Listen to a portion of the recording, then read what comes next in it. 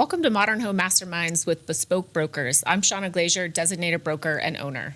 And I'm Brittany Williamson, associate broker. Shauna and I are bespoke real estate, but we're also your guides to modern luxury across the entire state of Arizona. Each week, we chat with masterminds shaping the modern spaces. Do you want to get a behind-the-scenes look at your design build team's processes? Well, open communication and teamwork will lead you to successful projects. From architects to builders, designers, and more, let's explore the art of modern living together. All right, when people walk through a beautiful home, they're usually focused on architecture and finishes, but how much of what they're experiencing is actually the result of great construction? Today, we're joined by Scott Swink of Boardwalk Construction to pull back the curtain on what really goes on into building a home that stands the test of time. That's right. Scott is the founder of Boardwalk Construction and has built his reputation on delivering high-quality residential construction projects throughout the valley, from custom homes and additions to major renovations. Today, we'll get his take on craftsmanship, the builder-client relationship, common mistakes homeowners make, and what separates a good home from an exceptional one. All right. Welcome, Scott. Wow. Thanks for having me. Yeah, we're happy to have a conversation with you. All right, let's dive in. What type of details separate a truly well-built home from one that just looks good in photos? So that's a good question. And it's funny because in the photos, all that you see are the finishes, the flooring and the beautiful cabinetry and the countertops and the wall tile and the windows and doors and all that. But to me, what separates a well-built home from one that looks good in photos is everything that you don't see in the photos. Mm-hmm. So it's kind of everything up to the drywall point, and it starts all the way back at concrete. Well, it really starts in pre-construction. Ideally, you're spending a lot of time before you even get started, before you even get your permits preparing. But when the slab's poured, there's certain decisions that need to be made that will affect you 6 or 8 or 9 months down the line. Like if you're depressing your showers so you can have a curbless shower, or you want your slider tracks to be flush with your finished floor, and things like that. And then that carries on through the framing phase and making sure your walls are all nice and straight, and you're setting up your future trades for success, and your waterproofing methods, stuff like that. So then of course your rough mechanical, electrical, plumbing, like all of those things are so important. You don't see them, but in my opinion, they're as important, if not more important, than what you see in the photos. Yeah, it makes a huge difference. I know. So, when you try to retrofit things or after the fact, it's like, I wish I had electrical here, or, things like that make it more comfortable if it's all planned out well from the beginning. For sure. And sometimes it's hard to plan everything out from the very beginning, but that's why you have another walkthrough at the pre-drywall phase before you start covering everything up to make sure, like, are we okay with the location of everything? Yeah. Because if we need to make changes later, we can, but it's not as easy to make them later. Probably one of the biggest things that we've learned since doing this podcast is how important that collaboration is between the architect, designer, builder, homeowner from the very beginning. From the beginning, yeah. So what does that collaboration look like for you in the projects that you typically do? Well, I think it's a few things. One, making sure that everyone understands their roles and their responsibilities in the project, and they kind of respect each other's roles. Like the builder, for example, is not the designer, and they need to remember that throughout the process, that the designer is the one who's skilled to make certain decisions, and you shouldn't try to interject or change those decisions unless it's necessary. Sometimes things come up where you're like, okay, we need to come together and think this detail through that really wasn't showing up on paper, but it does now that the house is framed. But I think that's part of it. And then another part of it, going back to the pre-construction process and good planning, like the team should come together often before you even get started. Ideally, you should have most of your decisions figured out before you even submit your plans, but for sure before you get your permit and start building. Because I found that if there is friction throughout the construction process, it's oftentimes just because you didn't vet out a lot of those big decisions early on. And so if you're kind of designing as you go, then it's just too much going on. It's too chaotic. And so I think that's important, to have good chemistry between the team to get started really early on with a lot of those decisions in the planning phase, and then it goes a lot smoother after that, typically. How often are those meetings with the whole team? Are you doing those monthly meetings or pre-construction? It depends on the size of the project. Sometimes you might only have a couple of meetings before you get going, and sometimes it might be weekly or even more often. Sometimes, these can happen over Zoom. Sometimes they need to happen on site, depending on what you're talking about. And are those with the owner or developer too, or is it mainly just the design build team in those meetings? It would be, the builder, the designer, the architect, and the customer, or whether that customer is the developer or a homeowner. All parties are important to be at the table for those meetings, for sure. For sure. All right. Where do you think homeowners get their biggest return on the construction investment? A designer. I would have to say. Speaking of the team and the importance of having all these members on your team, I am always blown away about the ideas that designers bring to the table, and they come up with stuff that a client or a developer could never come up with on their own if they're not trained to think through certain details. Our interior designers are going to love him. Are they? I know. I know. And hey, I know some builders have a hard time with designers because some designers can be really intense, and that's just part of the personality. It's the same with architects, but you have to respect their skill set, and so. Going back to the return on investment, designers are just going to come up with so many different details and things that you never would have thought of on your own, which will add so much value to your house whenever you're finished with it. And as a developer, you'll sell it for a higher price per square foot because you hired a designer, even though that designer comes with a fee, and they're probably going to make some decisions that will cost you even more money. Yeah.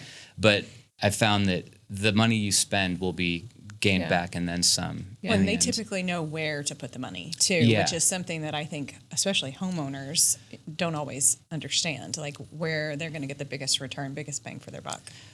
Well, and I think out of the whole team, it's the one component that the homeowner gets to know the closest, or that designer is in their home, understanding how they're living. And to your point, if you can bring them on from the beginning, that designer gets to know, they really need an extra sink in the bathroom over here. They need this electrical here. And just giving you that information from the beginning just helps the overall project. Yeah, because they've been through the construction process before, and many homeowners haven't. This is their first project they've ever been a part of, and they're spending more money than they've ever spent. So that's a very emotional thing for a homeowner to go through. And to your point, the designer can be their kind of sounding board for ideas and decisions throughout the process. Most people and homeowners understand that you should put money into the kitchen or into the master bedroom or the walk-in closet or the backyard or these types of things. But exactly what those spaces should look like, that's where the designer comes into play. Pinterest is only going to show you so much. Right. That's great. And the designers are, what we found, they're thinking from a place of experience, of they understand what the person is going to feel when they walk into that room, Yeah. And that's what they can do that most people don't have that skill set. For sure. Which is awesome. So what do you think separates your company from other builders? I think the simple answer is probably my background. My background's a little unique in that there's two parts of it that are unique. One, I spent over a decade in corporate America as a mortgage banker before I became a builder. And so I kind of climbed my way up the corporate ladder. But my time in corporate America, you would never think sitting behind a desk would translate to being a good builder. But it taught me a lot about systems and processes and staying organized and keeping my schedule on point and managing meetings and finances and all that. And so that was really helpful. And then alongside that, I got into development first as well. So while I was a mortgage banker, I started flipping houses kind of on the side, nights and weekends, and eventually scaled up into bigger projects. But as a developer, I got the experience of being the customer to builders. I was hiring general contractors for all of these flips that I was doing and eventually new construction projects. And so I didn't realize this at the time either, but over all those years as a developer, I was kind of being a sponge and taking all these mental notes about things that builders did that I liked and that made me feel all warm and fuzzy, and then things that builders did that made me feel unappreciated or uninformed throughout the process, or things that just generally frustrated me as a developer. So I think that experience and both of those experiences have kind of molded me into who I am now. versus many builders I've found, other friends in the industry started as a builder and then became a developer later in their journey. And so I think me having those timelines flipped actually kind of worked to my advantage. You can put yourself in the customer's shoes. Yeah, for sure. Which is great. Well, can we take a look at some of your projects? Yeah. Perfect. Let's see. So this one is for a homeowner, correct? And don't forget, a lot of people are just listening. So if you could kind of talk us through what we're seeing, Okay. that'd be great. Okay. So, yeah, what you're seeing is not actually a finished project for anybody who's listening. So don't worry, you're not missing too much. But it was a very fun project. This was in a historic district in downtown Phoenix. And this, I've done a lot of projects like this where I'm working on older houses. Most of my projects are remodel addition type jobs. Mm-hmm. So in this particular case, we took an old home from, I think, the 1920s, and we expanded the footprint we almost doubled the size of the house. Mm-hmm. And when you're doing that, the main living space in these older houses, whether they're built in the 20s or the 50s or the 60s, is generally kind of claustrophobic, and then same goes for the master suite. So in this case, we doubled the size of the main living space. We added a powder room. We raised the ceilings, and you can kind of get a peek of it at the top of this shot. We exposed the collar ties and soda blasted those, which was a cool detail. Go back one photo. I think you can see them better right here. Oh, yeah, right here. Yeah. So, doing this just creates so much more volume in what used to be, like I said, just kind of a claustrophobic great room.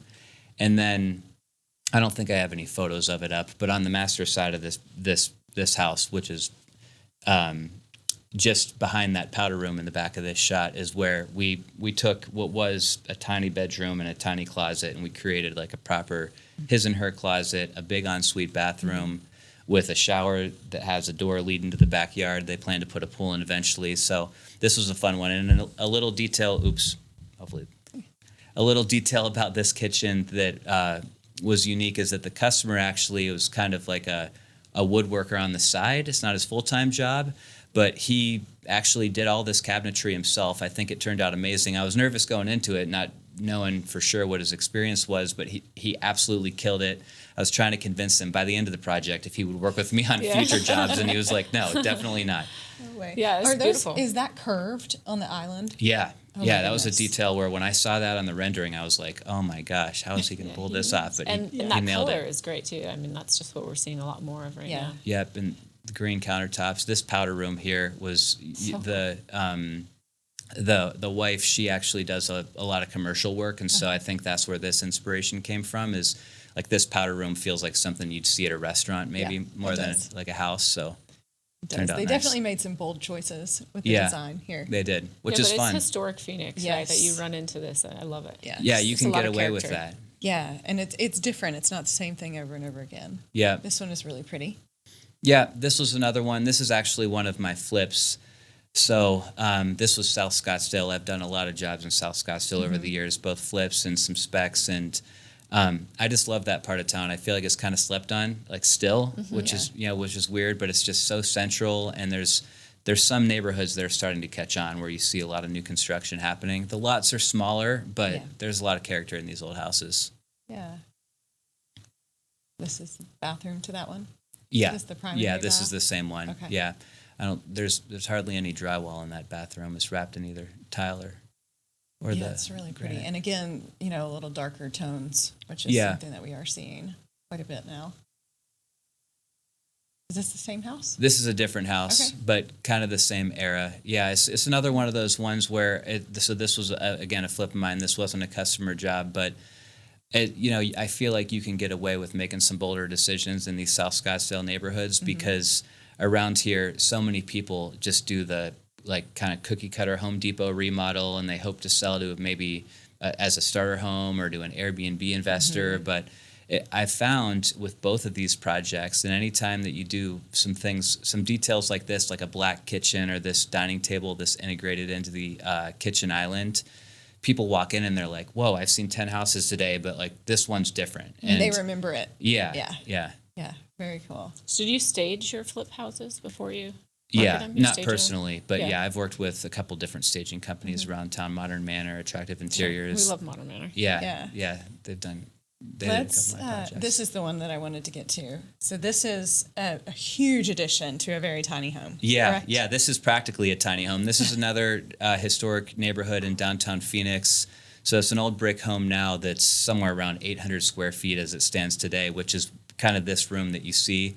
But again, low ceilings, and it's a growing family, so they need more space. So we're adding down that hallway about 1,200 square feet of livable space. So we're doubling the size of the main house. You can see the addition.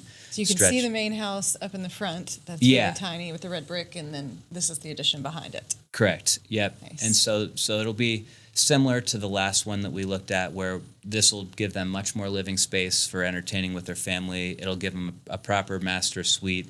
You can see kind of integrated. Well, what we're looking at now, actually, okay, so we're remodeling the main house and raising the ceilings, doing that addition. Behind the main house will be a detached casita. So that'll be like a full one-bedroom apartment, basically. And then behind the casita will be a detached two-car garage. So it's a massive lot. It'll be kind of a compound when we're done with it. But this over in the corner, you can see a little Outdoor sun, tub. cold plunge, That's and cool. all this decking kind of connecting all the buildings. Yeah. It's a fun one. Well, and you were saying these clients are a growing family, and we're making the decision, do we sell and buy something else for the same price that we could just add on? Yeah, Or I keep roughly? seeing that a lot. You know, Yeah. you're locked into a 3% mortgage on your first, and you're shopping around, and you're like, okay, we could spend over $1 million for something that's not even exactly the way we want it, or we could just settle in here and expand our current home. And Yeah. So do they have to move out while you're doing this? Or yeah, do they? yeah, Yeah, it looks like you're taking over the whole house. it'll be a war zone for a little while Yeah. for sure. Yeah, so this was an investor client. This was just a Airbnb property in Old Town Scottsdale. So really the what you see in this shot, that first shot, some of this stayed actually, like that kitchen we didn't touch. But then over to the right and around the corner was an addition that made this more fitting for an Airbnb. So the interior designer did a really good job. She gets more credit than me on this Yeah, one. this room is incredible.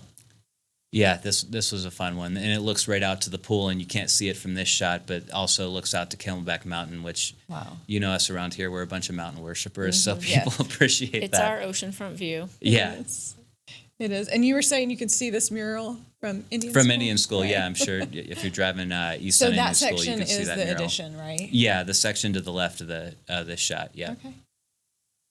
Very cool. And then this one. This one here, yeah, this was a client in North Scottsdale who they bought this house, and it was practically a new construction home, but I'm sure you guys have been seeing this a lot lately too. They wanted to put their own flavor on it. Someone else had bought the home, lived in it for a year or so, and then my clients bought it, and they just felt like the finishes were a little too builder grade for them, even though it was a high price point home still.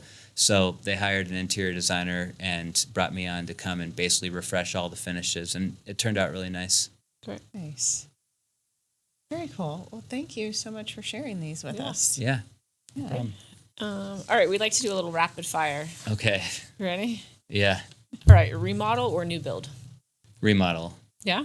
Yeah. Remodel plus addition. I like the complexity and just You the like both. chaos that comes with a remodel addition job. Yeah, I just am a huge fan of trying to preserve a taste of what used to be on that lot, So if a customer came to me with a new build, of course, I'd take that on. But I really enjoy like the projects we talked about today, where from the street, you might not even know that anything's changed. But once you step foot in that house, it lives like a new build when you're done with it. But you have all these throwback characteristics like exposed brick or block inside. And I don't know. I just have more fun with that I myself. like it. Open concept or defined spaces? Defined spaces.